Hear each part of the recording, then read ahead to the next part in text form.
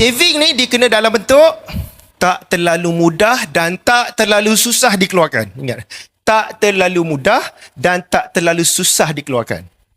Kalau tuan-puan saving dalam akaun Maybank, ada QR, ada tiap Singgo, itu tak jadi. Saving, salah satu, okey, saving ni satu, paksa. Tengok, paksa, RM20 paksa. Walaupun kita rasa tak ada duit, paksa.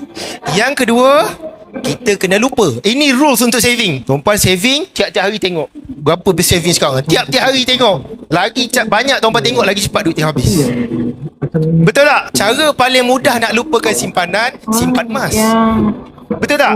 Convert jadi emas, hilang dah duit kita. Tak tahu dah berapa, tapi adalah kepingan beli emas rasa miskin, betul tak? Rasa miskin, duit habis. Tapi emas banyak, betul tak? Itu psikologi. Okay, paksa lupa. Buat benda ni tuan-puan. Ini benda paling basic tuan-puan kena buat untuk kaya.